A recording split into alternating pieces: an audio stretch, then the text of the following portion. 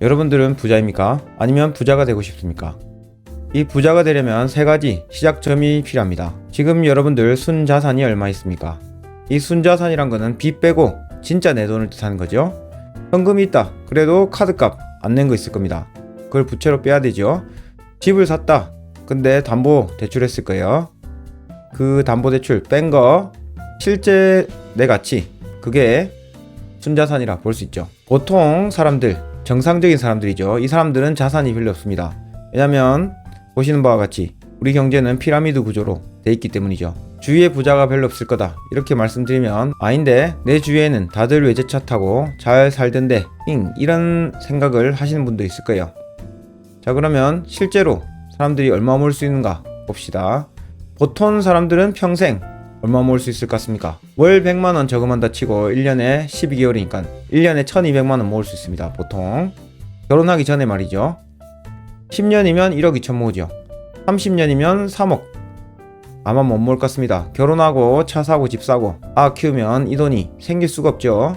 근데 부동산을 못 샀거나 이 올랐던 부동산 없이는 3억도 보통 사람은 모으는 게 무리입니다. 왜냐면 과자 통닭 사 먹고 여행을 가야 되니까요. 자, 통계를 봅시다. 순자산 10억이면 상위 10% 부자라고 합니다. 10억만 있으면 상위 10% 부자. 의외로 낮죠. 자, 그럼 여기서 우리가 생각해야 될 게 있어요. 아를 서울대 보내기 vs 상위 10% 부자 되기. 어떤 걸로 키우고 싶습니까? 공부는 아한테 왜 시킵니까? 성공하라고 시키죠? 어릴 때 공부 잘 못한다고 구박하는 어른들이 많아요. 제가 저번에 음식점에 갔는데 뒤에서 어떤 부모가 공부 못한다고 엄청 뭐라 하더라고요. 그렇게 하면 그 아가 나중에 부자 될 수 있을까요? 자신감을 가지게 해야지 부자 될 가능성이 더 높죠. 아무튼 아가 공부 못하는 게 중요한 게 아니고 어떤 사람이 부자가 될 수 있는 생각을 만들어주는 게 가장 중요한 것 같습니다. 이거는 아에만 국한되는 게 아니죠. 내 스스로도 이런 생각을 할 수 있어야 됩니다. 이제 우리나라에서 나온 통계를 봅시다. 전체 가구의 57.4%가 3억 원 미만의 순자산을 보유하고 있다. 10억 원 이상의 가구는 10.3%밖에 안 된다고 합니다. 그러니까 대한민국 전체 가구의 57% 넘는 가구가 순자산 3억 미만을 보유하고 있다. 생각보다 다들 돈이 없죠. 근데 내 주위엔 다 부자 같아요. 아무리 돈을 많이 벌었다는 사람이 있다고 해도 실제로 부자 되는 사람은 극소수에 불과하다. 대한민국 순자산 1억 미만이 30%, 2억은 45%, 그리고 6억 미만 가지고 있는 사람은 78%, 그 정도밖에 안 된다고 합니다. 중앙값은 2.3억이다. 평균이란 뜻이죠. 근데 이 중앙값 2.3억은 통계의 함정에 빠져 있습니다. 이 중앙값이란 거는 고자산가들이 많죠. 그걸 합친 금액이죠. 그러니까 못 사는 사람들이 엄청 많다, 이렇게 볼 수 있습니다. 즉 2200만 가구 중 200만 가구만 순자산 10억 이상을 보유한다. 문제 하나 드릴게요. 근데 왜 이렇게 주위에 외제차가 많나? 희한하죠? 또 문제 하나 더 드릴게요. 여러분들을 평범한 보통 사람들이라고 가정하고 질문을 드리겠습니다. 여러분들 지금 총 순자산이 10억 있다. 그러면 2억 3억 이런 차를 사실 겁니까? 10억 가지고 있는데. 이런 질문을 제가 많이 해봅니다, 주위 사람들한테. 근데 전부 다 절대 안 산다죠. 10억밖에 없는데 2, 3억짜리 차를 어떻게 사냐, 이렇게 대부분 말한다 이겁니다. 금방 여러분들은 잠시 10억 부자로 생각을 해보셨습니다. 자, 이제 현실로 돌아가 봅시다. 부잣집에서 태어나서 학자금 대출 없이 여러분들이 만약에 대학 졸업했다 생각해 볼게요. 그러다가 대기업이나 공무원 좋은 곳에 취직했다 칩시다. 이제 돈도 잘 벌고 차 하나쯤 있어야겠디, 이런 생각을 하게 될 겁니다. 자, 풀어붙자 하면서 돈 잘 버니까 아반떼 같은 거 할부로 사야지, 이런 마음을 가지고 사회초년생들이 이런 차를 많이 삽니다. 이것보다 더 좋은 차를 사는 사람도 있죠. 그러면 그 사회초년생이 현재 모아둔 돈은 얼마입니까? 몇백만원 밖에 없겠죠. 근데 2400만원짜리 차를 산다고요? 부자일 때 어땠어요? 순자산의 30%도 차에 못 썼습니다. 근데 가난할 때 어때요? 순자산이 하나도 없음에도 불구하고 부채를 만들어서 차를 산다 이겁니다. 이건 마치 누가 10억을 가지고 있는데 5억짜리 차를 산다, 즉 자산 대비 50%를 차에 소비한다 이 말이죠. 그러면 이 사람이 답답해 보이지 않아요? 그거보다 더 답답한 사람이 아반떼를 사는 사회초년생이란 겁니다. 엄청 무모한 행동이죠. 금방 잠시 우리가 10억 부자가 돼봤지만 부자가 되면 생각이 달라집니다. 10억 부자지만 순자산이 1000만원 미만일 때보다 더 씀씀이를 신경쓰는 아이러니를 겪으셨을 겁니다. 금방 여러분들이 이제 무슨 소비를 하든 순자산 대비 몇 퍼센트를 사용하는지 생각하고 소비하는 습관을 기르실 필요가 있습니다. 이렇게 말씀드리면 부자로 가는 방법이 너무 애매합니다. 구체적인 걸 알려드릴게요. 가난이 가난을 부르는 생각이 있어요. 어떤 가난한 생각을 하냐? 어떤 사람은 회사에서 열심히 일합니다. 그러고 뭘 해야 돼요? 이것도 못하고 내가 왜 살아 하면서 큰 돈을 씁니다. 남들도 다 하는데 이 정도는 해야 돼 생각하고요.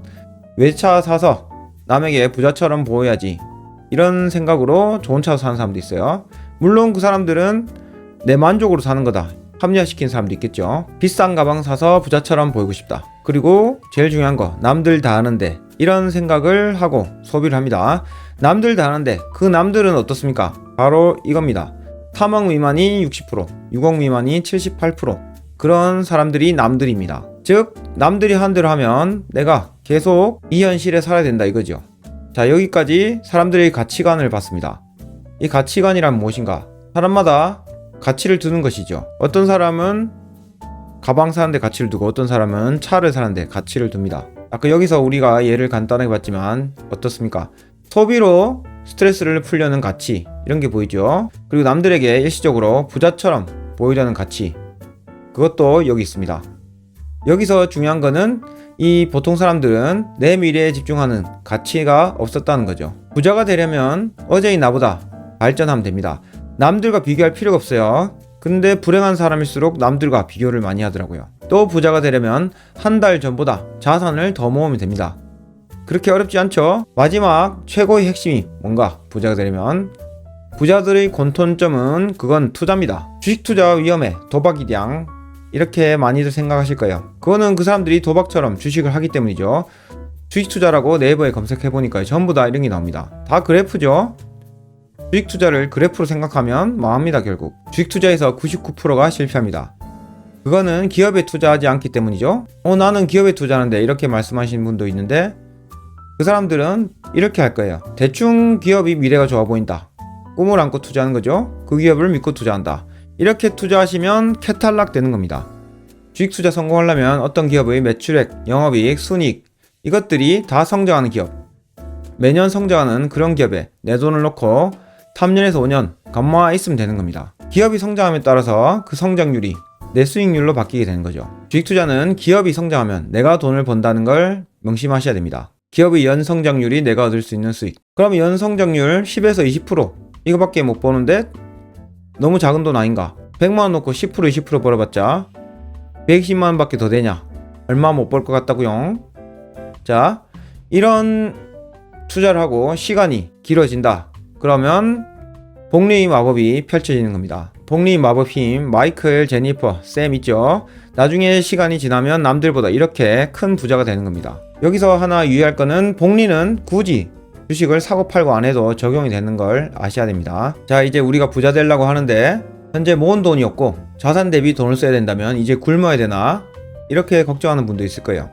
아무나 부자 될 수 있습니다. 어떻게 하냐? 한 달에 10만원, 5만원 꾸준히 좋은 기업을 매수하시면 됩니다. 돈을 많이 벌 필요 없습니다. 부자 되려면 10년 전부터 한 달에 3만원씩 땅에 버렸다고 생각해 보십시오. 지금 인생에 뭐가 달라졌을까요? 그런 돈을 주식에 버리면 여러분들의 미래가 시간과 함께 부자가 된다 이겁니다.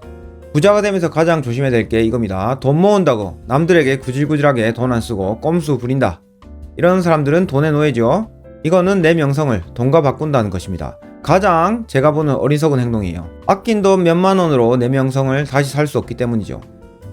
부자가 되려면 돈 위에 있어야지 부자가 됩니다. 자, 오늘의 결론은 부자가 되려면 그 첫 번째 단계, 순자산 대비 소비를 하는 습관을 기르라.